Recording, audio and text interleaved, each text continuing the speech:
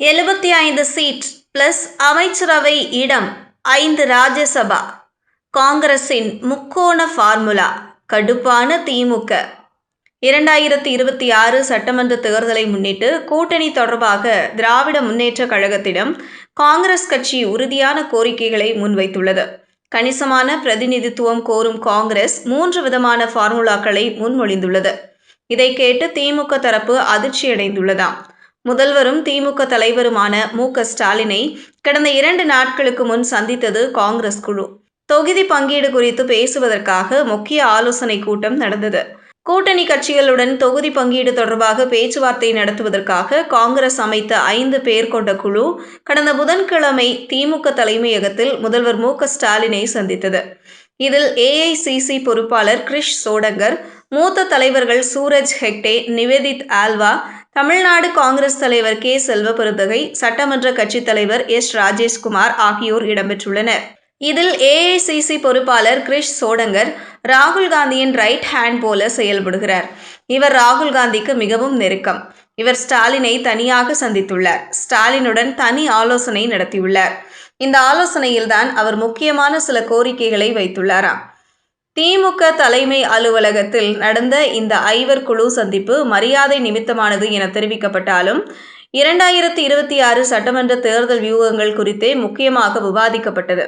கடந்த சில ஆண்டுகளில் தங்கள் கட்சி வலுப்பெற்று செல்வாக்கு உயர்ந்துள்ளதால் திமுக கூட்டணியில் கூடுதல் இடங்கள் வழங்க வேண்டுமென காங்கிரஸ் தலைவர்கள் ஸ்டாலினிடம் வலியுறுத்தினர். காங்கிரஸ் 3 விதமான ஃபார்முலாக்களை முன்மொழிந்துள்ளது.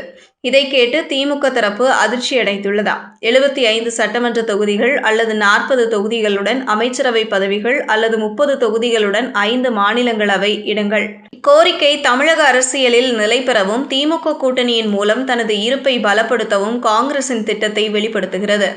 75 தொகுதிகள் காங்கிரஸை முக்கிய கட்சியாகும் அல்லது 40 தொகுதிகள் மற்றும் அமைச்சரவை பதவிகள் சட்டமன்ற நிர்வாக அதிகாரங்களை சமநிலைப்படுத்தும்.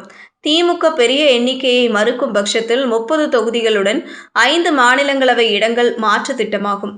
திமுக தலைவர்கள் இக்கோரிக்கைகளை ஆய்வு செய்து வருகின்றனர். ஆனால் திமுக தலைவர்கள் யாருக்கும் மேற்கண்ட 3 ஃபார்முலாவிலும் விருப்பமில்லை.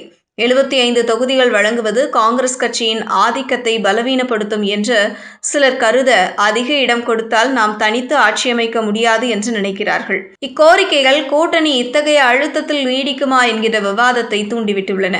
காங்கிரஸ் கட்சி 75 இடங்களை வாங்கி 60 இடங்களை வென்றால் சமயத்தில் எதிர்க்கட்சியாகும் வாய்ப்பு கூட நமக்கு வரும். இது மாநிலத்தில் நாம் புதிய பலம் பெற உதவும் என்று சிலர் நினைக்கிறார்கள். இறுதி ஒப்பந்தம் வெறும் தொகுதி கணக்கீடுகளை தாண்டி சாதி, பிராந்திய பலம், தேர்தல் கணக்கீடுகள், கூட்டணி கட்சிகளின் செல்வாக்கு போன்ற பல காரணிகளாலேயே வடிவமைக்கப்படும் என பார்வையாளர்கள் கருதுகின்றனர். 2026 நெருங்குவதால் அடுத்த வாரங்களில் பேச்சுவார்த்தைகள் தீவிரமாகும். தற்போது காங்கிரசின் கோரிக்கைகள் பேரம் பேசும் ஆயுதமாகவே உள்ளன. பந்து திமுகவின் கைகளில் உள்ளது. தாவேக்காவை வைத்து காங்கிரஸ் பூச்சாண்டி காட்டுவதால் விரைவில் இதில் திமுக முக்கிய முடிவு எடுக்கும் என்று கூறப்படுகிறது.